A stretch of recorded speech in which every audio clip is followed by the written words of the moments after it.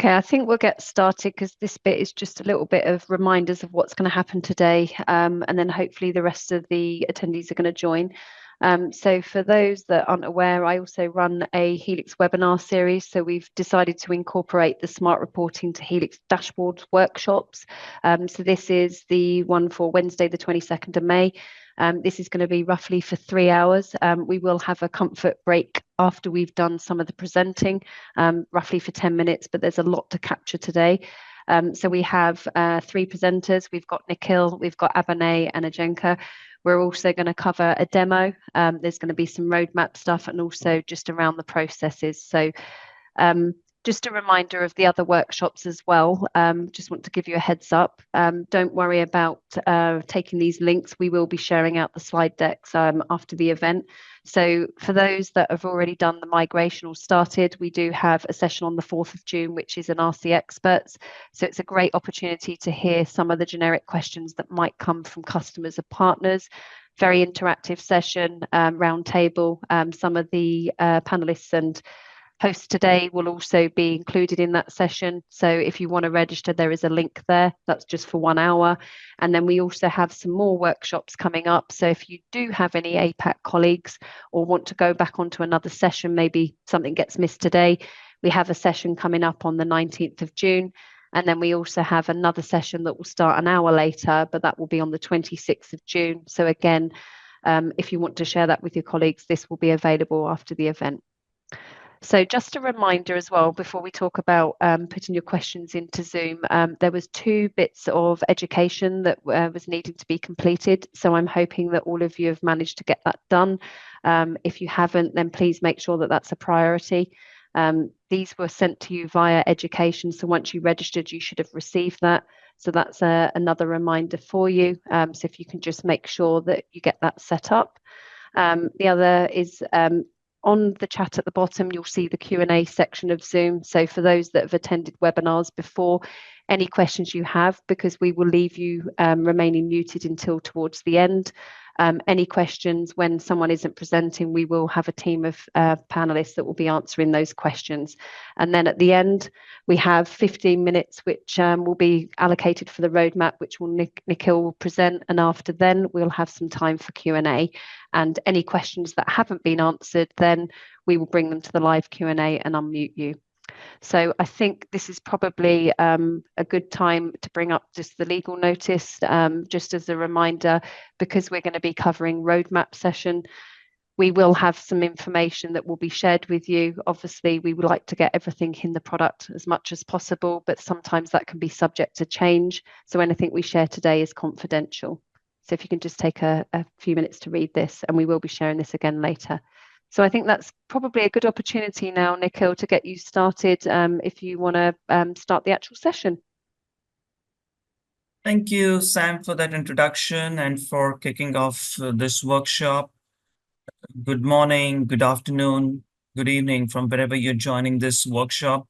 I'm Nikhil Deshpande. I'm a product manager for BMC Helix Dashboards, and I'm excited to present to you in this session where we'll walk you through what are the advantages of BMC Helix dashboards over smart reporting. Many or most of you probably use smart reporting for your reporting or dashboarding needs.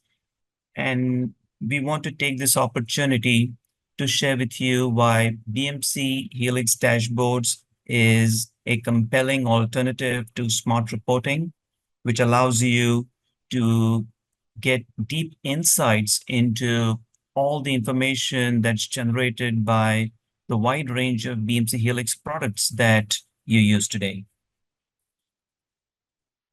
So let's start with service ops. If you've been a BMC customer, at least for a while, you're probably familiar with BMC's service ops strategy, but let me tell you what it is in a nutshell. For far too long, IT organizations have had broadly 2 organizational units, service management and operations management. Service management typically deals with service desk, incident, problem, change, knowledge, CMDB, and so on. Whereas operations management typically deals with events, metrics, capacity, and so on. Up until now, these two organizational units have worked in silos. However, the nature of how these organizations have worked in the past are not in the best interest of IT organizations. They do not enable customers to be agile and to innovate and to do it in a way that enables their businesses to compete in the marketplace. Today, all companies need to compete not just with established enterprises, but also with nimble startups who do not have the baggage of traditional enterprises. And for these companies, for your company to be able to compete with enterprises as well as startups, your business needs to be agile. Your IT organization needs to be agile to support your business. And that's possible only if you embrace service ops. With service ops is actually a cohesive strategy that brings together service management and operations management. How do we do that? We do it by leveraging AI wherever possible. We do it across the entire gamut of processes or practices, ITIL practices in service management and operations management. We do that by enabling collaboration across all of these functional units within IT, and not just within IT, but also with modern DevOps teams. Today, application development has moved out of the four walls of the IT function. More and more companies are empowering their business units to develop software. And these agile DevOps teams need to be able, they should be empowered so that they can continue to be agile and innovate faster at all times. Service ops allows IT organizations to work closely with DevOps. They ensure that ITSM or ITIL does not become a hindrance to the growth of the DevOps movement. It should be an enabler to DevOps. And at BMC, we believe it's entirely possible if you embrace service ops. In the past few years, service management is no longer limited to the IT function. Today, in any function, in any company, if you're not in the business of serving external customers, then you're in the business of serving internal customers. IT has shown that for the past few decades, and now increasingly we see functions like HR, facilities, finance, and others also want to embrace those same service management principles and practices. They want to be able to adhere to service level agreements and be able to measure customer satisfaction just like IT did. So to do that, we need to enable service ops across lines of business too. That's the entire range of solutions that we have for enterprise service management. So in a nutshell, service ops is what modern IT organizations need to be innovative and to be nimble. That brings us to BMC Helix dashboards. Where does BMC Helix dashboards fit in the service ops strategy? Helix dashboards is built on Grafana. Grafana is a state-of-the-art technology for dashboards. Grafana helps you consume information in an action-oriented way. Now, whenever anyone runs a dashboard, they want to have insights into their business processes. In service management or operations management, typically this is incidents, problems, changes, knowledge, chatbot conversations, events, and so on. Helix dashboards allows you to connect to your data sources to fetch data that can be presented in a meaningful way. And we do this to enable you to make decisions. These decisions could be strategic decisions or tactical decisions. With dashboards, we do it by allowing you to present data through a wide range of visualizations. You can use these visualizations that are most appropriate for the specific needs of your consumers of information in Helix products. Now, although we use Grafana as the dashboard solution, we have developed key IP that enables us to have greater control over delivering features to you. These are primarily in areas like scheduling, exporting, and distribution. We've got an extensive set of dashboards that we ship out of the box that I'm sure you will find useful. Helix Dashboards works with key BMC Helix solutions. So we've got one dashboarding solution across the entire range of BMC Helix products.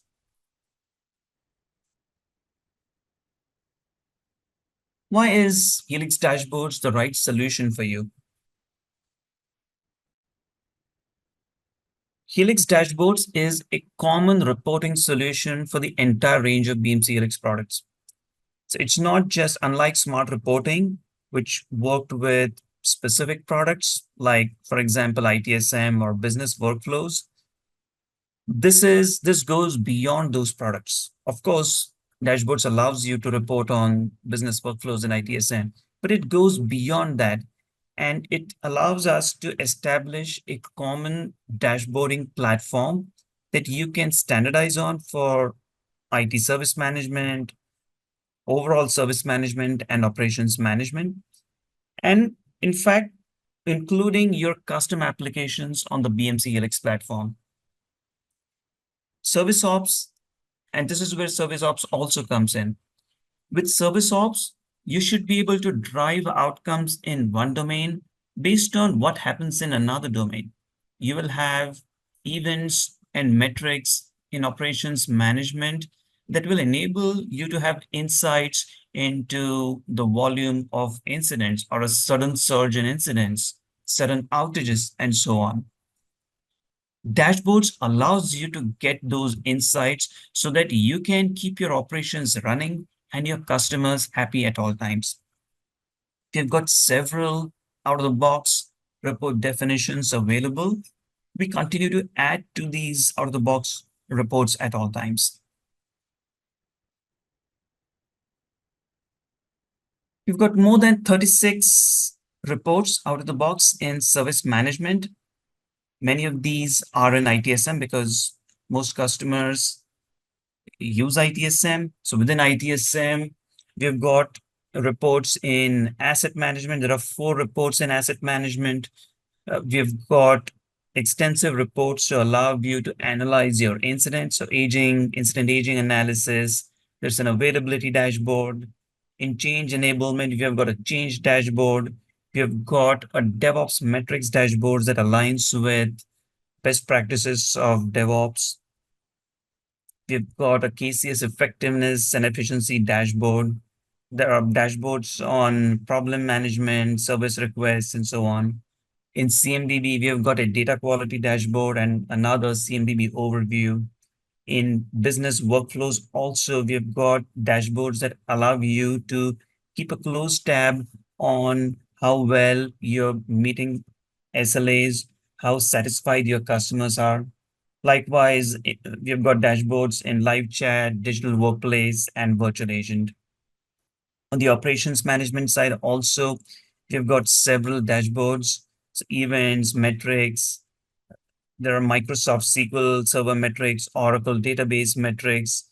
We've got dashboards across all of the major ITOM solutions as well. So not just operations management, but also Helix Automation Console, Helix Log Analytics, Helix Discovery. And finally, the service dashboard. The service dashboard shows you metrics across ITSM and ITOM.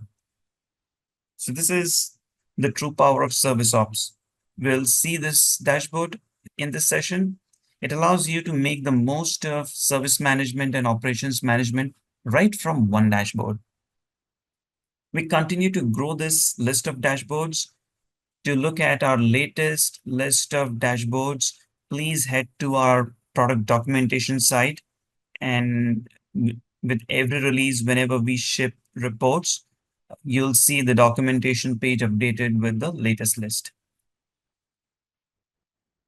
In service management and operations management, we cover all of the major solutions in the BMC Helix portfolio. So not just ITSM, but also CMDB, business workflows, virtual agent, TWP, ITSM Insights, or what's also called AI service management. If you leverage the BMC Helix Innovation Suite, which includes the ARS platform, if you've developed custom applications using Innovation Studio, you can use Helix dashboards to build reports on those applications too. BMC Helix portfolio management as well. Likewise, all of the major solutions in IT operations management, you can use dashboards to build your reports. Now let's look at some of the main dashboards that we ship out of the box. The first one is a digital workplace request overview dashboard. So as you can see at the top, it shows you statistics cards for the number of requests raised, the active service requests, the fulfilled service requests, and so on, the average age of your service requests. You can see trends of submissions, fulfillment. So one of the key responsibilities of the service desk management is to perform workforce planning. They need to ensure that the service desk is adequately staffed to serve customers. And this dashboard can provide insights into the top requested services and which areas do you need to have specialists to address level 1 or level 2 service requests, which are the top sites that are raising requests. You may have dedicated teams addressing specific sites or specific time zones. So you can see what are the top sites from which you're receiving service requests. You can also see a pie chart of all your service requests by status and so on.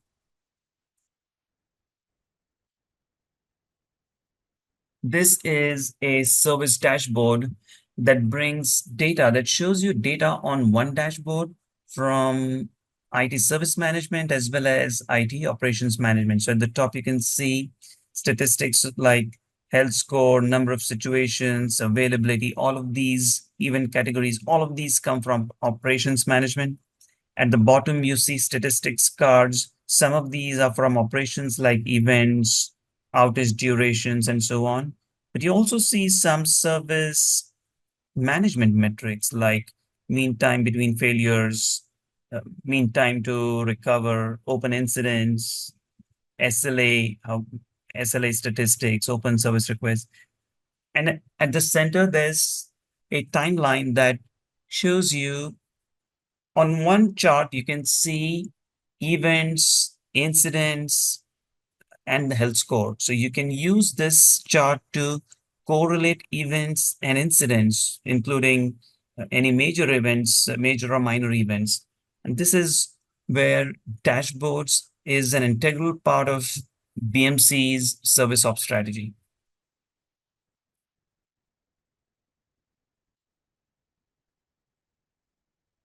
As I've said, because we use Grafana open source, we have got much greater control over the product UI, which means that we are not dependent on Grafana for many parts of the product, especially scheduling, distribution, exporting, and so on. We listen to our customers' needs, our customers' use cases, and we deliver or we enhance capabilities of Helix dashboards to align with what our customers are looking for. And we can do this in most cases we can do this without being dependent on Grafana to do these. Grafana ships several visualizations out of the box. We realized based on customer feedback that many of these visualizations do not align with what our customers expect. And that's why we developed custom visualizations by BMC, and all of these visualizations are prefixed with BMC. So you'll see BMC crosstab, BMC record details, BMC bar chart, BMC combination chart, and so on.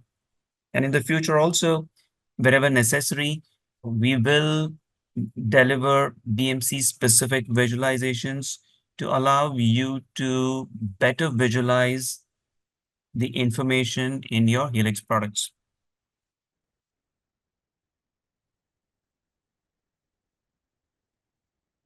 So why is Helix dashboards a better solution than smart reporting?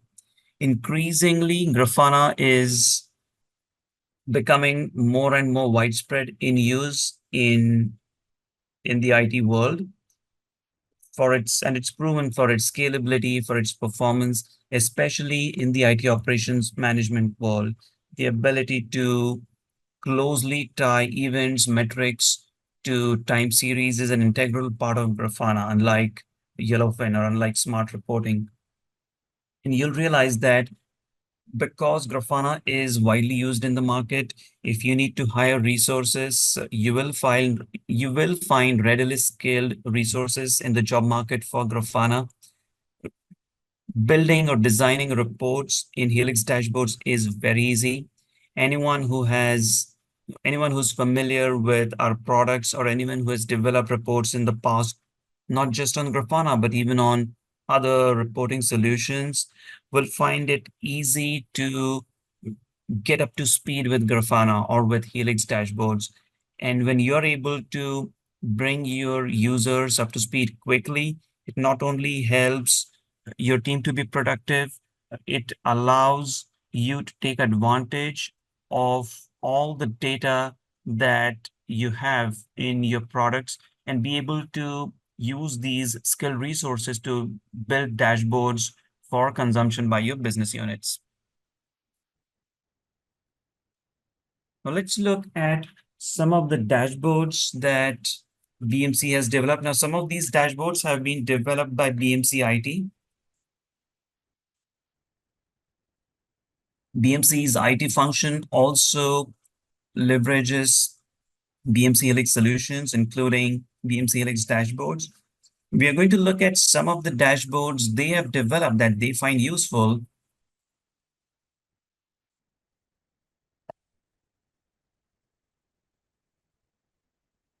So the first one is a CIO dashboard that's extremely useful for the senior IT leadership. You'll see on one dashboard, there are so many metrics that are presented. The top band, the first row of statistics cards is on open events by severity. So you'll see open critical events, open major, minor events, and so on. How many business services you have deployed, how many technical services belong to those business services. You can see a bar chart of your top 5 business services, the top 5 impacted technical services, and so on. And likewise, there are statistics on other relevant areas of the IT function. The next one is an SSL expiration dashboard. Security functions in all companies are expected to keep a watch on SSL certificates. They need to ensure that SSL certificates on all their IT estate are current at all times. And for all those SSL certificates that are due for renewal, they need to have a dashboard that allows them to monitor which SSL certificates have expired or are close to expiration. This dashboard enables them to do that, and they can now focus their attention. So it's good to see all the green cards, but they're especially interested in these orange and red cards. Through conditional formatting, we show which areas need attention, and this dashboard immediately draws their attention to the 3 areas or the 3 services that need immediate attention to keep SSL certificates current.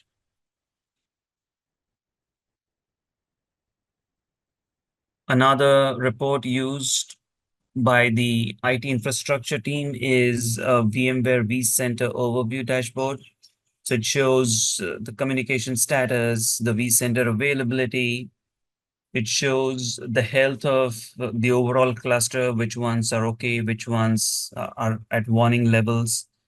There are top 5 reports, top 5 clusters by CPU utilization, top 5 clusters by total memory utilization, and so on. This one is an application availability dashboard. Unlike the previous ones, you'll see gauges used here. So wherever you want to show any measurements that range that are to be shown as percentages, gauges are a good way of showing that visualization. So this one uses gauges in a good way.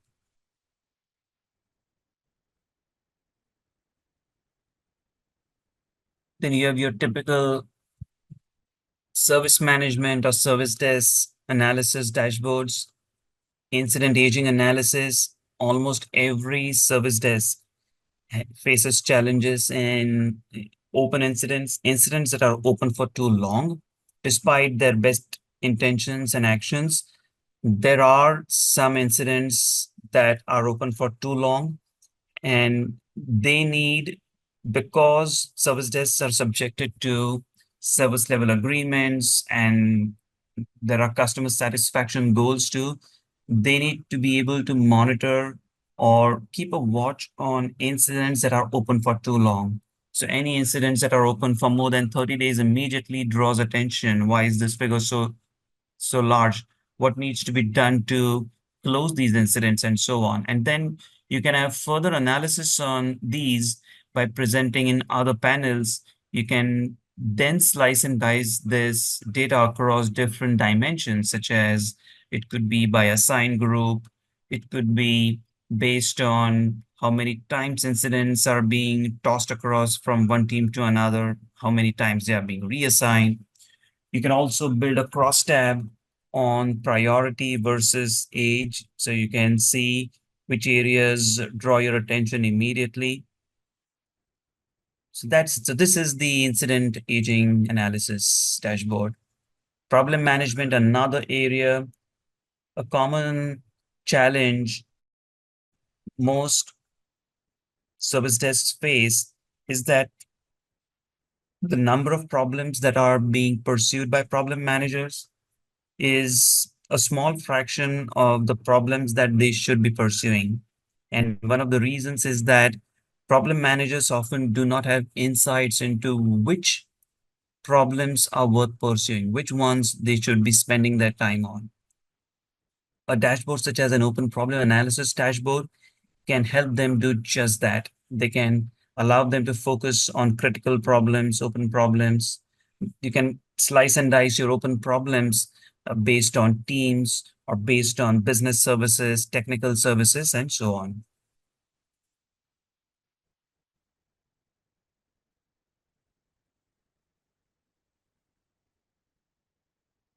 So we're going to see a demo of Visual Query Builder in a short while, but now I'm going to hand off to Abhinay to continue the next part of this session. Over to you, Abhinay. Thanks, Nikhil. I'll share my screen. Please let me know once you can see Nikhil and Sam.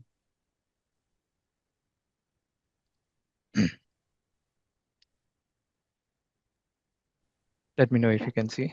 Okay. Yes, I can. That's it. Thank Full screen you. mode. Thank you. All right. Hey, hi, everyone. I'm Abhinay. I'm a practice manager with professional services at BMC.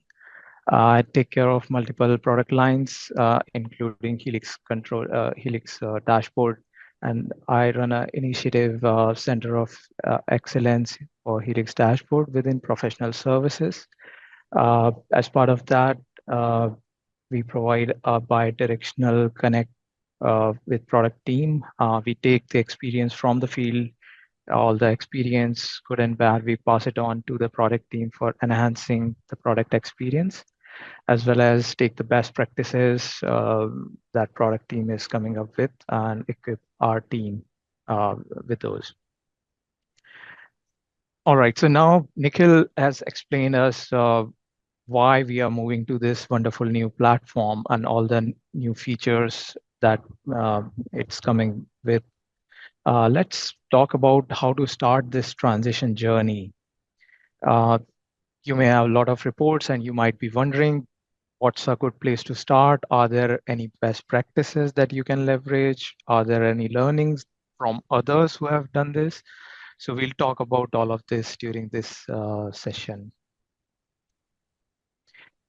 So based on our learnings from the customers that we have worked with during this transition, we have come up with this framework for migration, which aligns to BMCX standard methodology that we follow within PS, and all the best practices that we have observed during such transitions with other customers.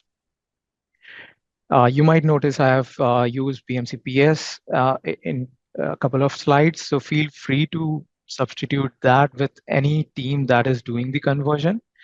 These are best practices by BMCPS, but it applies equally to anybody who's doing this transition. It could be your own in-house team, it could be a partner, or it could be BMCPS. So there are 5 phases of this transformation. It starts with prepare, and the sessions like the one that you're currently attending would constitute this prepare phase, where you're trying to understand what the change is, where you are going to, how similar or different the two platforms are, and going through some of the trainings from education services. You might have gone through a few prerequisite trainings before attending this. So this is your preparation phase, and that sets you up for the next phase, planning.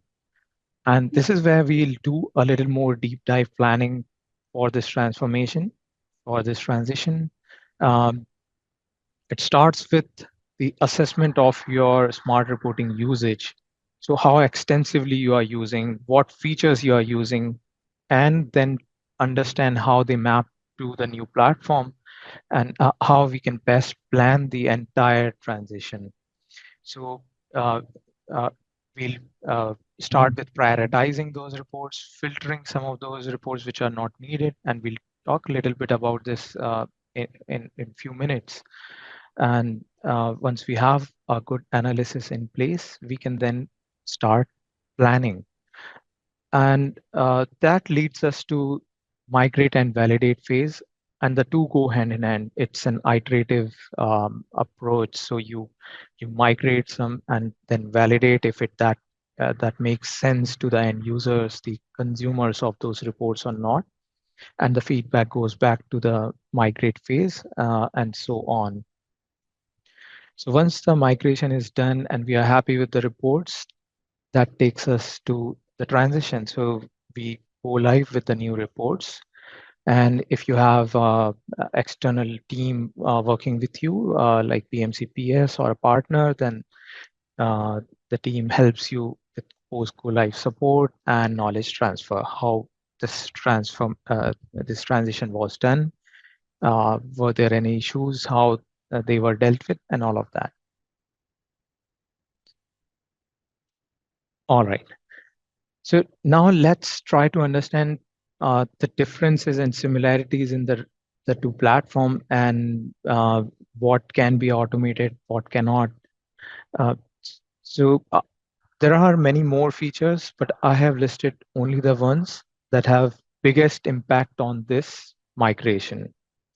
So first thing you would notice is in smart reporting world, you had different type of objects, like you had tabular reports, single visualization reports, co-display reports, you had dashboards. But if you look at Helix dashboard, everything is a dashboard. the dashboard can have one or more panels, but everything is a dashboard. So that's the biggest difference. And therefore, you see the mapping. If there is one tabular report or one visualization that maps to a dashboard with a single panel. But if you look at a report which has multiple visualizations, or co-display report, which is basically a parent report with some embedded reports, or a dashboard, they'll all translate to a dashboard with multiple panels. Then you have broadcasts in smart reporting world, which is exactly similar to what is there in dashboard as schedules. And same way, the linked reports have different terminology, but they are quite similar. Now, some of these features can be migrated using the conversion tool, and some of them do not. And for visualizations, it's a little bit conditional. So not all visualizations can be migrated, and some can. So all of these parameters, all these aspects of your smart reporting usage are important for us to know when we are doing analysis. Let me talk a little bit more about the visualizations, and then we'll get back to the assessment of smart reporting usage. So like I said, some visualizations are not supported by the conversion tool. And the biggest reason is the two platforms are very different. And in many cases, you would see that there is a corresponding visualization on Helix dashboard side. But in some cases, you would see that there's nothing similar. The two platforms, like I said, are different. They are built on different technology. So that again poses a challenge in terms of migrating from one to other. So different type of bar charts in smart reporting world translate to bar charts in Helix dashboard. You simply have different configurations within that object type, that how they show up: horizontal, vertical, 3D, or so on. And some of them, like thermometer, there is no corresponding visualization in Helix dashboard. Now this mapping that you see on the screen is always changing. Every new release, it might change. So I would recommend you go to BMC documentation, the latest documentation for your the version that you have, and take a look there. But the point is, we need to understand this usage when we are doing the assessment. So that takes us to the assessment. How we are going to do the assessment, and what are we assessing when we are doing assessment? So this follows from the previous two slides. These are the different object types that we want to know. How are you using, and how much of it, the quantity. So number one is total number of reports. And next is the type of reports. If it's co-display report, or if it's a standalone report, does it have single visualization? Is it supported? Does it have multiple visualization? And so on. Next, we need to understand the complexity of reports. And this will depend on the type of report that we are talking about. So for a co-display report, as you can imagine, if you have a lot of embedded reports within that core display, it's going to increase the migration complexity. Other factors include advanced DB function usage, calculated fields that you're using, and so on. Next important aspect is how frequently the report is being run.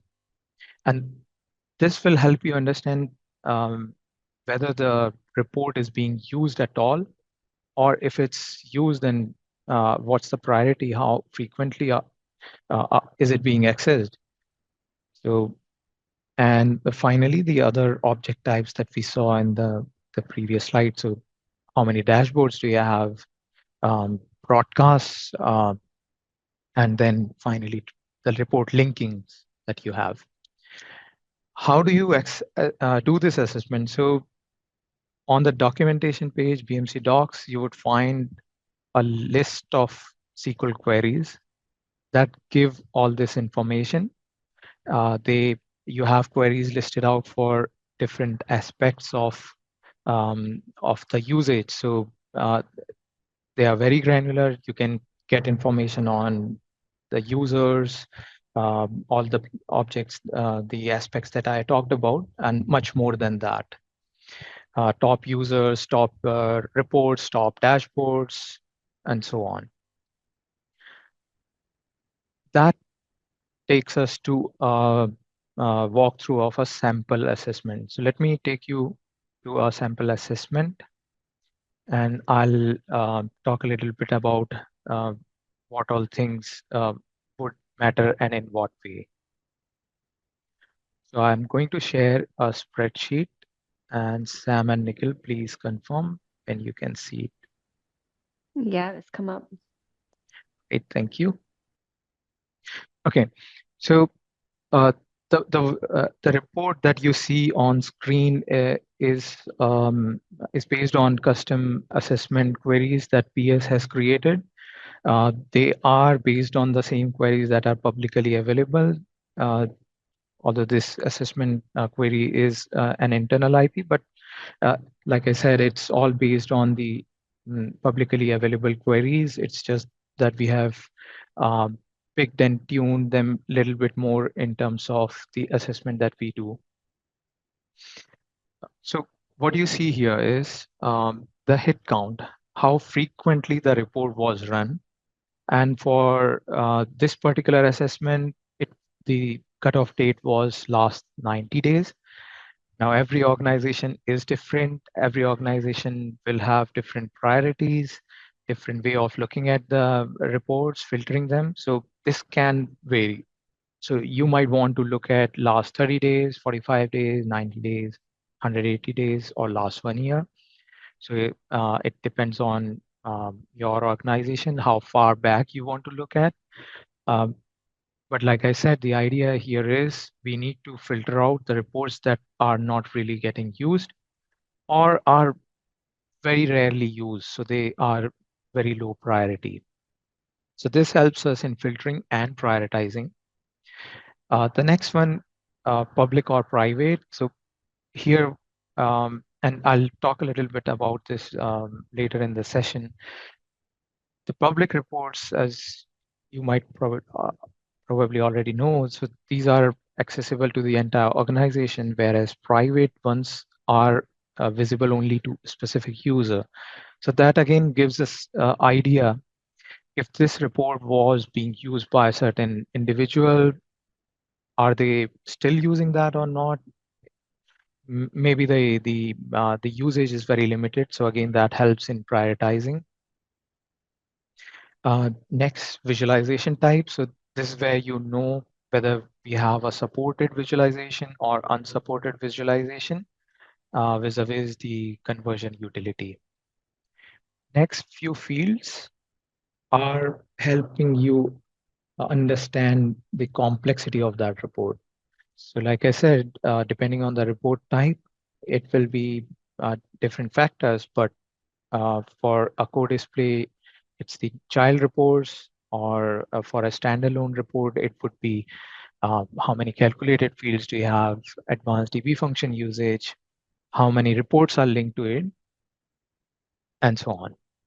And finally, the number of broadcasts that are getting that particular report has set up.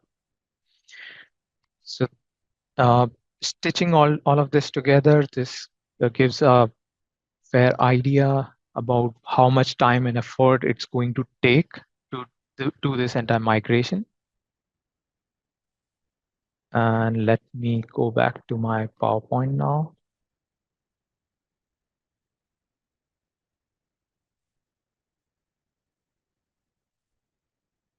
Hope we are back on the slide deck.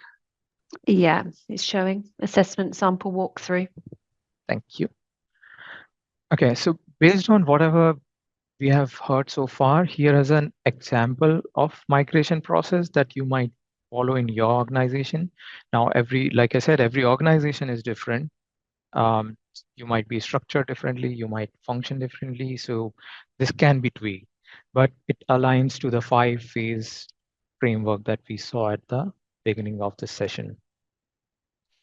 So we talked about the awareness sessions, we talked about the assessment, and little bit about prioritizing and filtering. Uh, now, why this is important? Because at the end, if you have a smaller, tightly defined scope, what reports you want to migrate in different phases, then it helps the end users, the consumers of report to validate those more closely. So you might be tempted to execute the conversion utility against all the reports that you have, which might run into thousands, which technically is possible. But again, when it comes to validation, it has to go through the actual end users, and they can only validate so much in a given amount, given period of time. So it's always better that we start with a smaller set of reports, and that's why we need to understand what's the priority of the report we are talking about. So start with the top priority first uh, for your pilot phase, and then you can have multiple phases which can take up subsequent priority reports. So once we have done this exercise, we move on to defining the scope for the pilot phase. So like I've said, there can be multiple phases or waves or iteration sprints, whatever you would like to term them. But the idea again is to start with a very small numbers. And typically this number, the most successful projects that I have seen are roughly around 50, 100, up to 200, but definitely lesser than that. So we start with a very small number of reports. We do a deeper analysis and estimate of what we are going to do. And what that means is looking at the report in 3 different ways. Does that report need converting, or do we need to recreate that on the new platform so that you can leverage the new features, or maybe the report doesn't make sense anymore, so it's better anyway to recreate it, or it could be some of the other limitations within the migration. And finally, reuse. So there's a lot of out-of-box dashboards that are available, and Nikhil talked about quite a few. And like as he mentioned, so every release we are adding few more. So it's always um, it's always good to take a look at what's available out there instead of just migrating as is whatever we had in smart reporting. These new dashboards have been created based on customer feedback. So one of those dashboards might serve the purpose without converting the report. So now, once we have this analysis done for our pilot phase reports, that these are the reports we are migrating, this is how we are taking them to the new platform, convert, recreate, reuse. Then we jump into the actual migration. So uh, for the last 2 categories, so if you are reusing or recreating, then of course you don't need to do any hard work there. You already have something. Or in case of recreation, you are creating it from scratch, so you can leverage all the new features like the single pane of glass, which allows you access to information within um, service management world, ITOM world, the service ops. So you may want to leverage that. But in case you are converting, then the first step would be to start with a tool assisted conversion. So that allows you to run the tool, um, take the reports as many as we can into the new platform, which is basically moving the SQL queries into the new platform. Once that is done, we do a validation. So this is more of the at the level of the team that is doing, not the end user. So the conversion team takes a look at the smart reporting report and what we have in dashboard. Are there any gaps? If yes, then fix those gaps and so on. Once the conversion team is done their first pass, it passes on to the end users for user acceptance. So they take a look at it, they see if that makes sense to them, or if they see any scope for improvement changes, and this feedback goes back to the conversion team.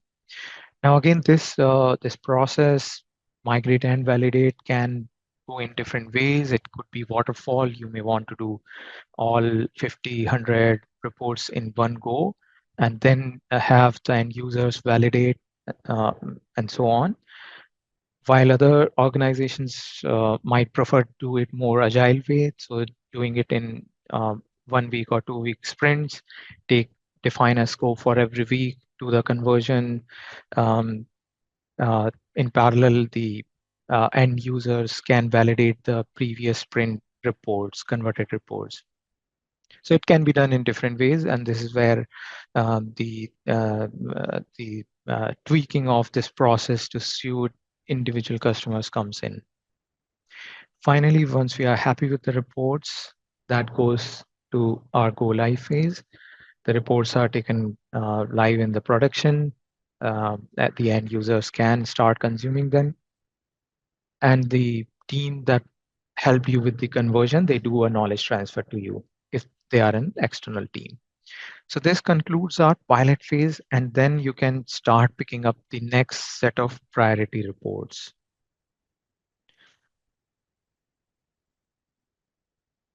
Okay. So now that we understand what this whole process is, what all different steps we need to go through, let's talk a little bit about the learnings that we have seen from the other customers. And the number one, across the board, what we have seen is there are a lot of redundant reports.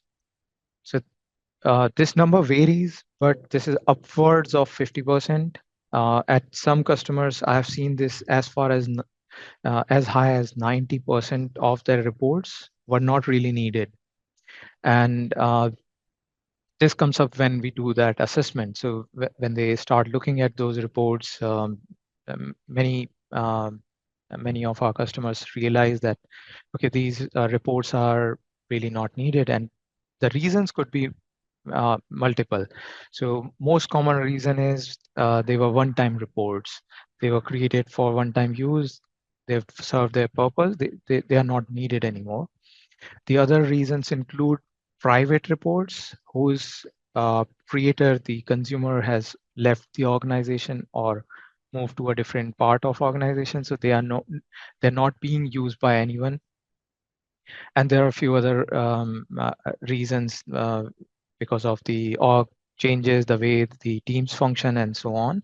So it's always wise to start with that assessment, that what reports are really needed and what's their priority. The number two is the reports which can be substituted by an existing content. Now, this could be the out-of-box dashboards, like I mentioned. So the reuse aspect of what when I talked about the migration process. So this is where you reuse some of the available content. Number one, of course, is out-of-box content, but then you also have BMC communities. So you can find a lot of content that's been contributed by other users, other customers, partners, and some of it might serve your purpose. And then you also have marketplace, and again, marketplace is where our end users as well as partners can contribute content, and these dashboards might just serve your purpose better than what your report in smart reporting world did. So it's worth looking at these. Another set of reports can be potentially substituted by some of our new consoles available within the product.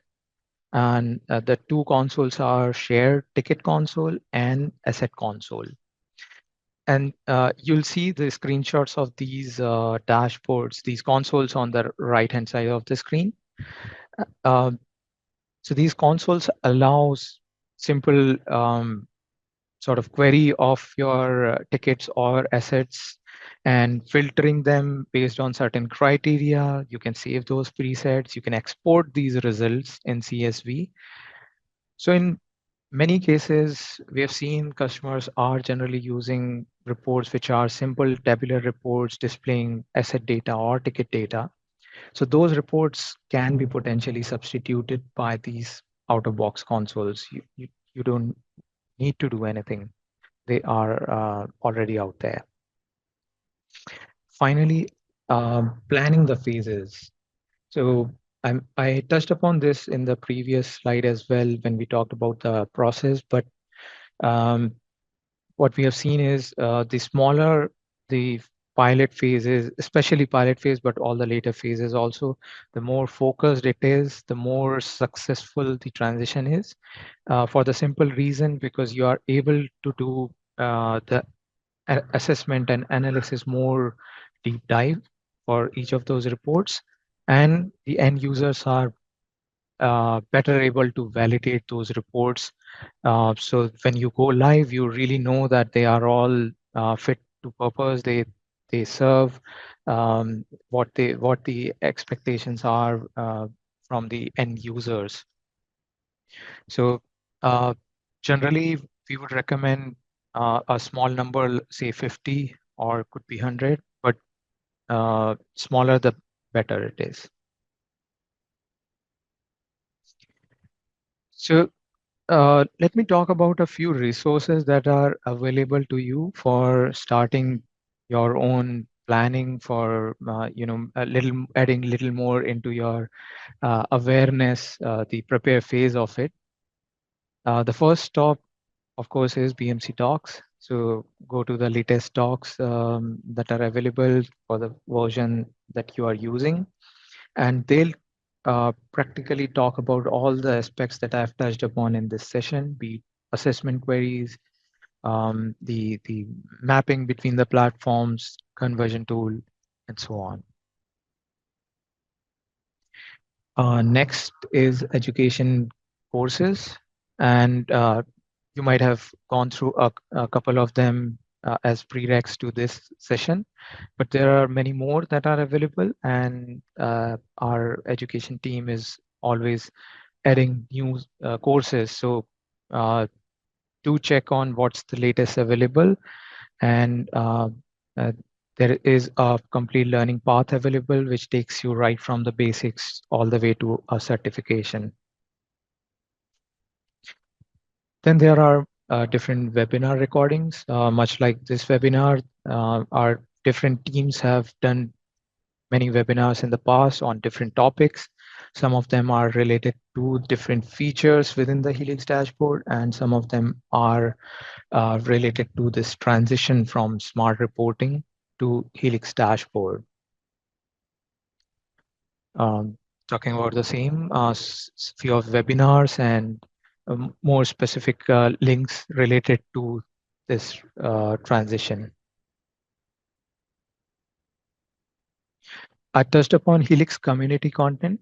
So we talked about the content contributed by our customers. So as you can see, there are a few dashboards that have been contributed by our partners and other customers, and some of these might be helpful to you. Like there's one for Kubernetes containers, and then you have for CSAT survey and so on.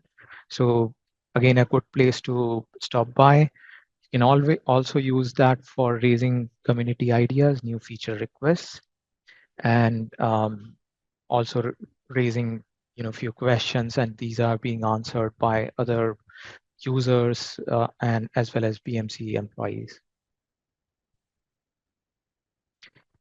Finally, let me talk about two PS services. So in case you need help from BMC Professional Services, there are two catalog offerings available uh, related to this transition. The one on the left is more specific to smart reporting to Helix dashboard migration, and it gives you access to a architect who helps you with uh, doing that analysis, assessment, and planning how that migration will go on, and then an expert, Helix dashboard expert, who will do this conversion.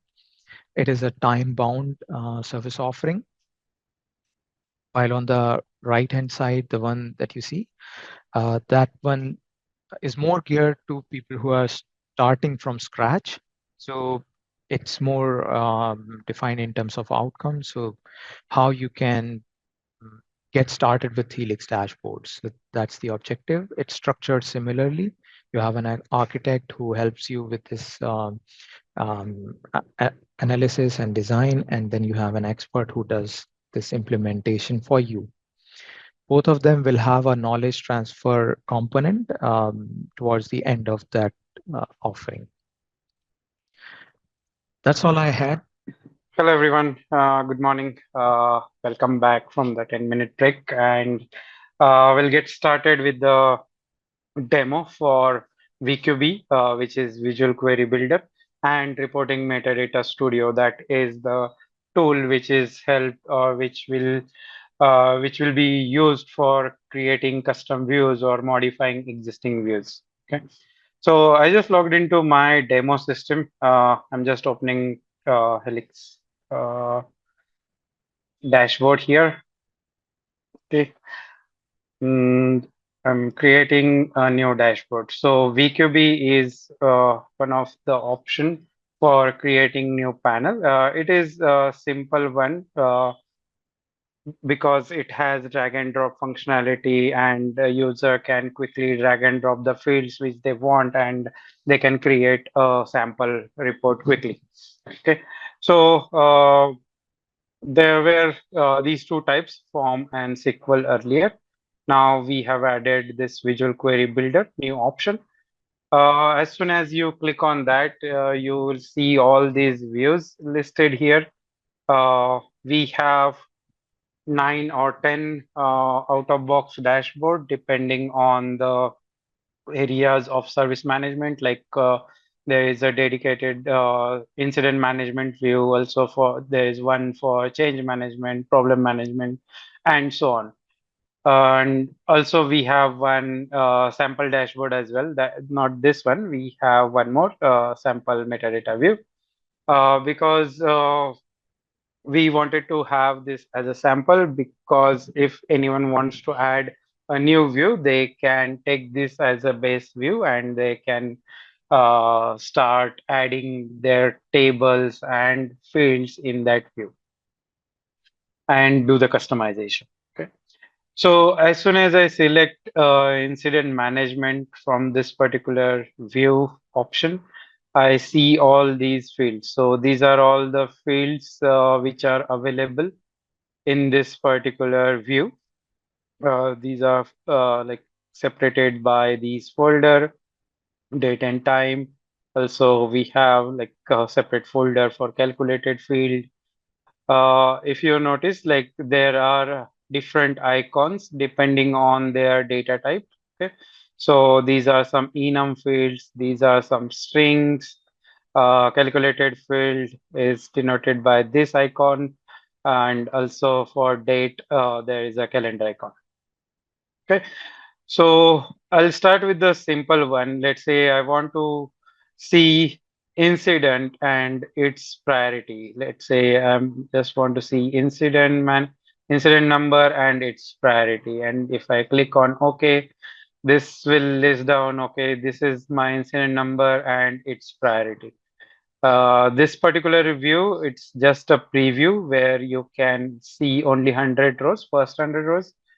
If you want to see what query is getting generated with this VQB, you can simply toggle onto this SQL button. If I'm happy with my use query and also the result, I can click on use query, and that query will be placed here, and my panel is ready with the same. So now this table is ready in my panel. I can change any visualization like we were doing earlier, right? So yeah, this is one simple way.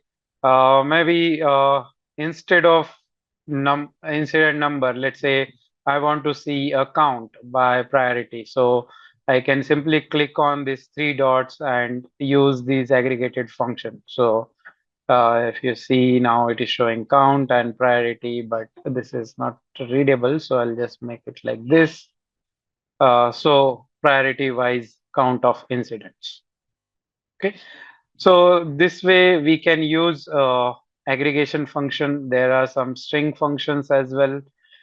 Depending on the data type of the field, these functions get vary. We can have order by as well. We can remove that. If you just want to remove, you can simply drag and drop here. It will get removed, or you can click on this delete button. Okay. Instead of adding incident number and aggregation function, there are some predefined calculated fields as well. So every time I don't need to add uh, calculation or aggregation, I can simply use this calculated field. If I click on preview, it will give me the same result. Okay, that way my panel is ready and this is what my data is. Okay. Let's say now I want to filter this data, right? So I can add, let's say I want to see only critical event. Okay. So value equal to critical, right? So for all enum fields, we actually show all the possible values. If it field is not enum, then user can type the value, whatever they want to set, or they can use variables as well. So I will show you. And these are all the operators which are available right now. I'm just using equal to, and now it will show only data for critical. And if I see a query, it becomes a critical priority filter gets added into the query. Okay. So let's say this way I have created this panel and my panel is ready. But the normal use case is like we have some filters on the dashboard and that we want to refer into VQB, right? How we can do that? Or is there a way we can create variables using VQB? Okay. So as you know, this is the setting icon button where we can create variables in the dashboard. So let's say I'm creating priority as a variable. I'll say priority, same priority label. And here I can go with the earlier version where I can type a query directly, or I can use SQL editor for even creating a query for variable, right? So let's say I want to have a filter for priority. So I'm doing the same thing. So priority here we cannot have two values because variable is only limited for one value. We should create another variable if you want to have one more value to be added in the filter.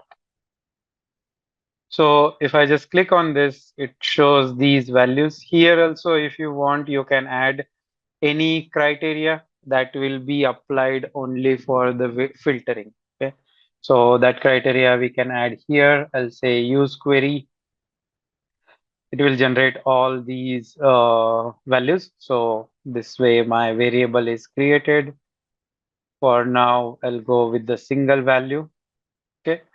Now, if I select high, it is still not updating because this variable is not yet linked here in this panel.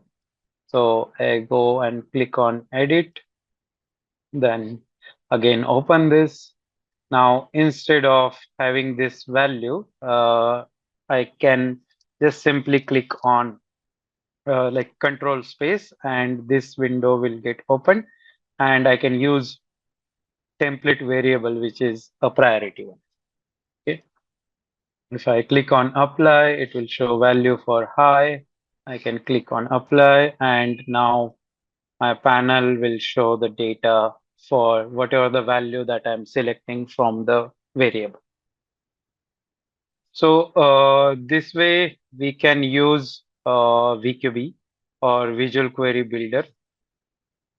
There are some out-of-box views which are developed and provided with Helix dashboard. So now question is like how we can do the customization in the out-of-box views, or how we can have our own views created based on the data that we have, or based on the customization that we have done in the ITSM or in the remedy. Okay, so for that solution is Reporting Metadata Studio. So Reporting Metadata Studio is a standalone Windows application which comes like in the form of zip file. You can take it from BMC, or it will be available to you on through Helix dashboard as well. Okay, so let's say you got this particular zip from BMC. If you unzip this, it will create this metadata editor folder, and this has all this application related files. Okay, here we have this BMC auth configuration folder where we need to specify the configurations as per the tenant or as per the customer environment. Okay, so profile.property is basically a very user specific. We can store these values here in this file, or we can specify key and secret at the time of opening reporting metadata studio as well. Another file is environment.property. So not this one, just a minute, I'll open this one.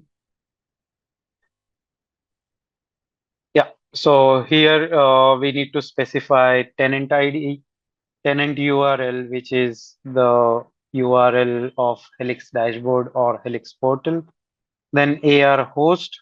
So ideally this will be same as dev tool, okay, or dev studio, where we need to do a casing.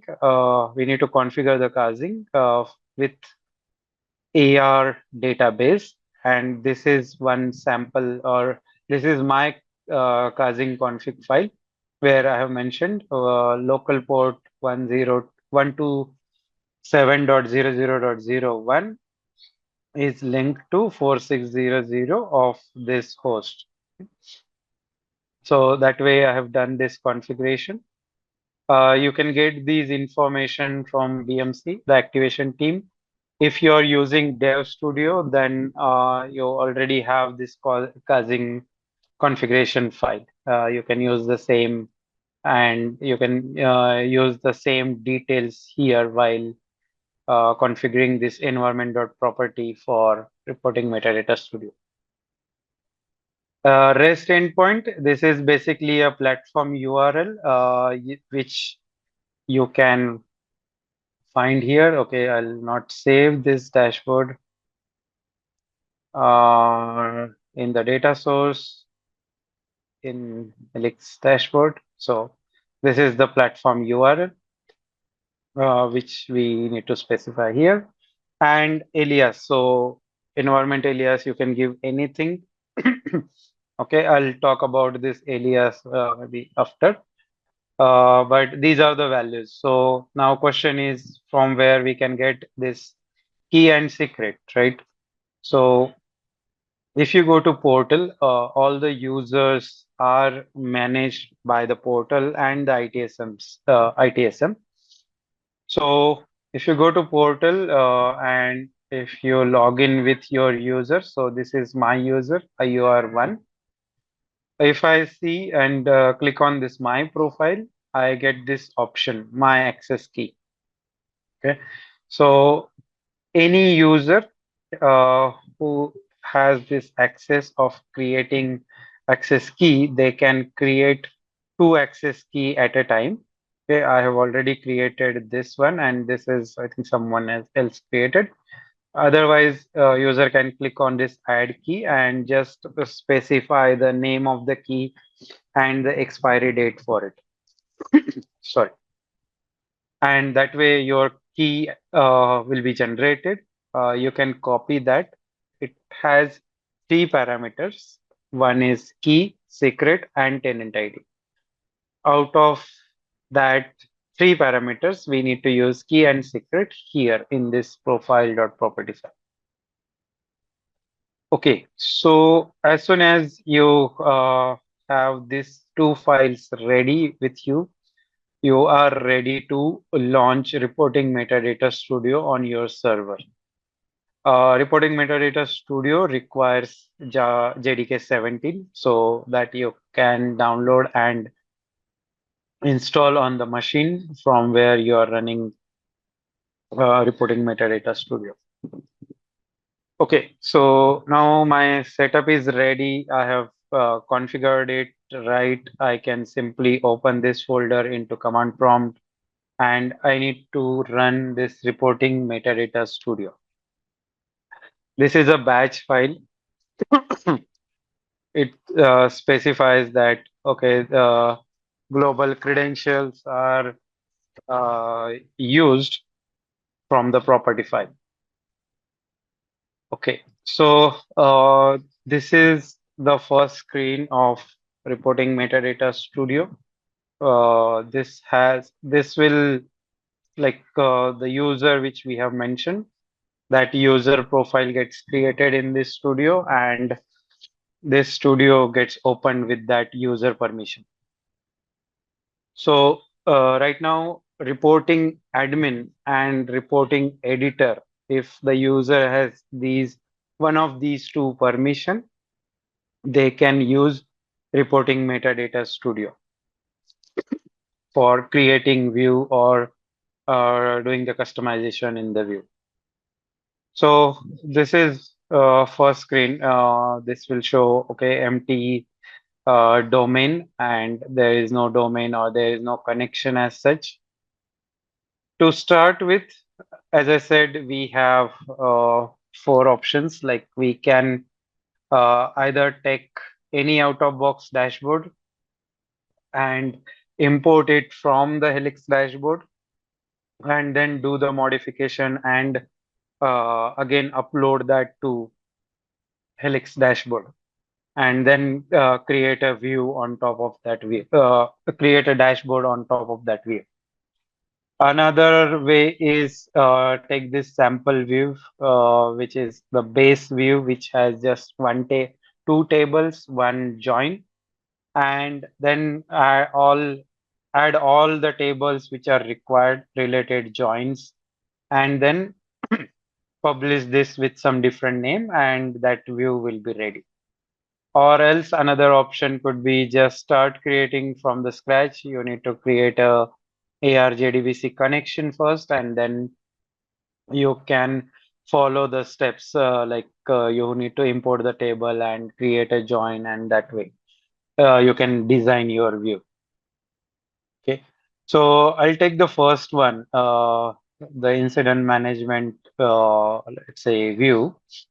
This is asking me for some name, so this is actually the local name, so I'll give INC 2022 5. Okay. So now what it does, it actually goes to your tenant, download that XMI file. Okay, so views are stored in the XMI format. Those are stored on the Helix dashboard side, on the ADE side. even for SAS. Okay, so those are stored there, and it actually creates the connection and fetch that particular XMR and load it into this application. So this is our out-of-box incident management view. This has all these forms used. Okay. So as soon as I import this, I already get this connection, but this connection does not have username password because that is unknown. That will be different for different environment. So username and password is empty. This is the URL of AR-JDBC which we are forming from the property file. Okay, so I'll just use the same user which I'm using in the VQB. So it is actually the admin, so I can use that same. I'm just doing the test connection. Okay, so it says the database connection is successful. That means my caching configuration is correct, and I can fetch the data from the AR database here. Okay, I'm clicking on OK. Now my connection is also ready. I can see these are the tables which are already added. And these are all the fields or the columns from this particular table. Okay. And if you see this business model is consist of business table, relationship, and business view. Business view is same what you see on the VQB side. So these categories, right? In the studio, we call this as categories, and these categories are the folders on the VQB side. And these are all the fields, okay, from that category. Sorry. We can specify whatever fields we want. We can remove if we don't want any field. We can even remove some of the folders as well, rearrange them as per our need. Okay, so also this has some relationships. So if you see there are 6 relationships. So if you mouse over on this line as well, you see what is the relation between help desk and association table. So that also you can see here. This A and B, this is actually the hierarchy. So A is a first hierarchy and B is a second hierarchy of the join. And these are all the business tables. So here the concept is we from the connection we get the physical tables fetch from the database.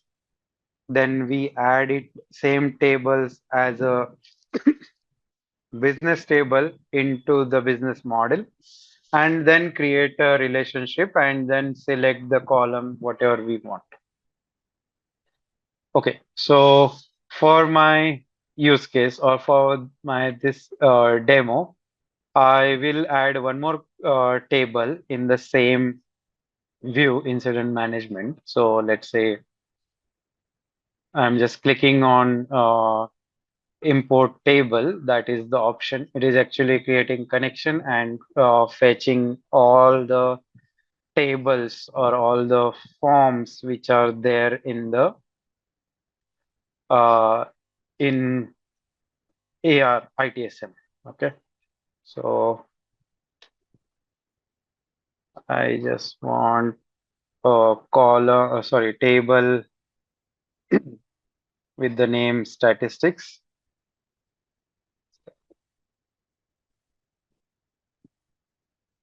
Okay, I'll select this HPD statistics. This is one of the table.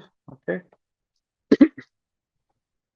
So now that table is added here. So HPD statistics, this table has all these columns, but this is physical table. But these are the business tables. So we need to add this particular table into the business table. So what we will do, we'll add new business table. Let's say HPD statistics. This is the new table that we have added. It get added. to this particular view, it says, okay, this is ID, and these are all the columns from it. I can click on OK, and now my table is added into my business table. Okay. Now I need to do the relationship so that I can join this this table with rest all tables in the view. So because I know this schema very well, I can say this is like HPD help desk's incident number. Let's say incident number. I'm just selecting just a minute.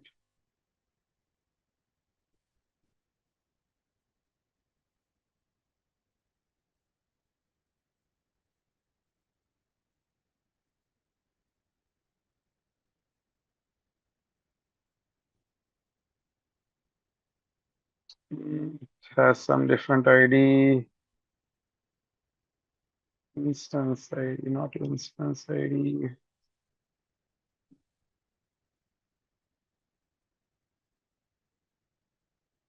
Just give me a minute.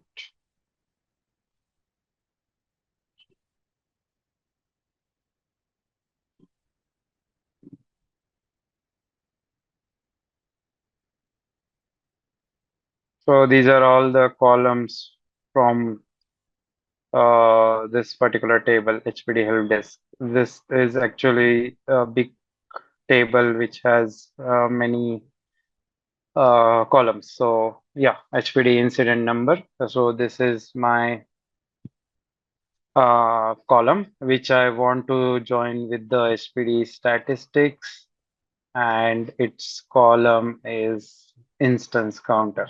Okay, and I want to have this as inner join. I can use outer join, left or right join, or inner join. Okay, so for this use case, I'm just selecting, okay, I'm configuring this as an inner join.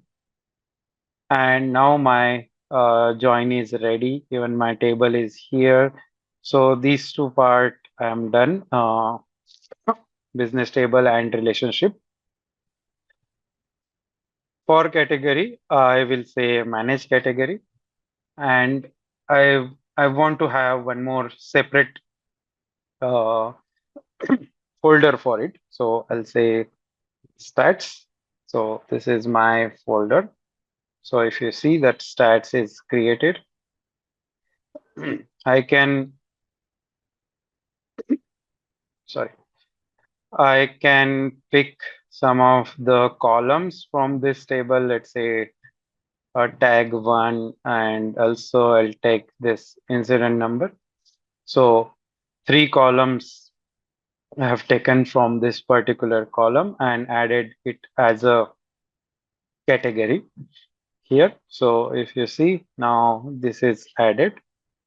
So now I'm okay, or I'm happy with all my customization that I wanted to do. So I'm just saving this metadata view. Okay. So it will get stored locally first. We need to upload this on the Helix dashboard. For that, we have this option, publish to Helix dashboard. Okay, before that, I want to see or verify my changes if those joins is correct or not.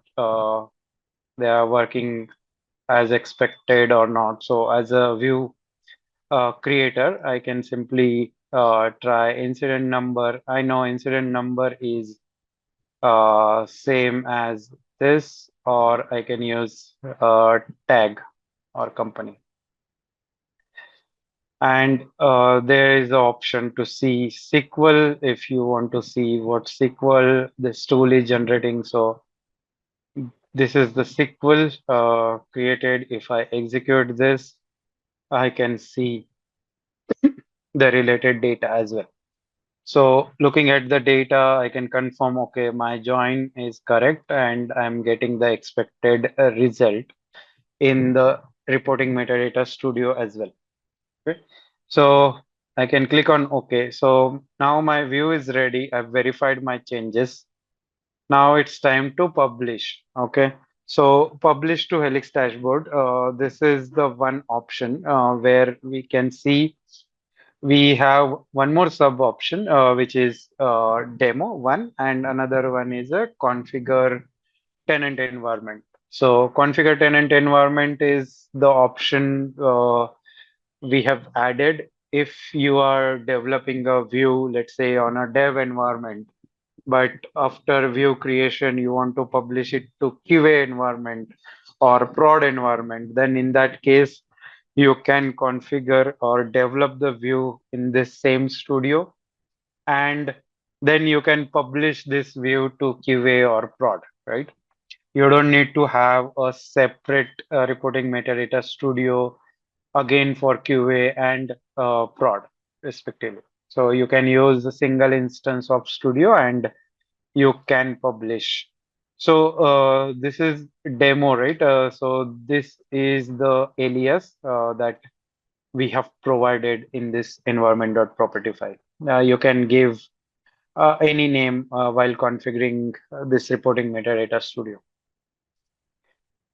Uh, Also, this particular import table option lists all the tables or all the column, all the forms from the ITSM, right? If there is some custom forms created, that also will be listed here. You can add them in the existing view. And then, as I said, you can configure business table, relationship, and the categories for that customization. Okay. So now my changes are ready. I'm good with this change. I just need to publish now. So just for this demo, I'll publish to my same environment. Okay. So I'll say workshop underscore 22 underscore me. So this is the view name that I wanted to give. We can give any name here. Okay, I need to save this first.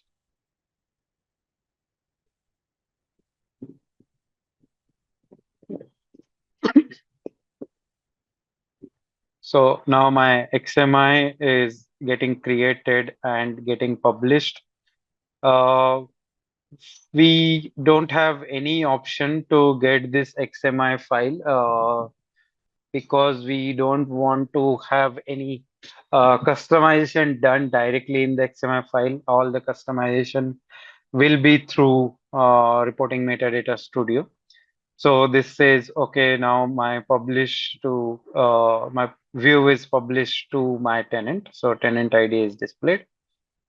I can again go back to my dashboard. Okay, I can see if I can use that customized view in the VQB. So again, this is my view, and let's say workshop 22 May.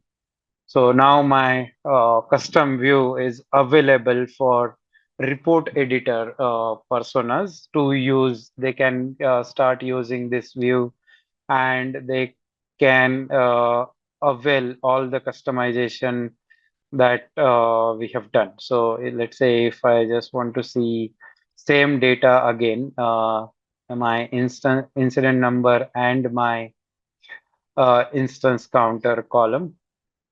So if you see, this is the same data. I can click on preview and it will also show that data.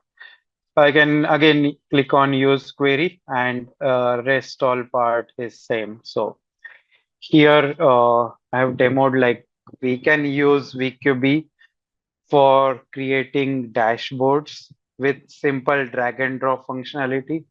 We can use aggregation functions as well as some string and date function. We can have filters. We can even use Helix dashboard variables which are already created in the dashboard and create a panel. If you want to do any customization, then reporting metadata studio is the option. And I have demoed like how you can add another table into existing column, existing view, and how you can add the relationship, how you can publish it, what are the option, and after publish, how that view will look like, and how user can use the customized view. Okay, so that's all that I wanted to cover in this demo.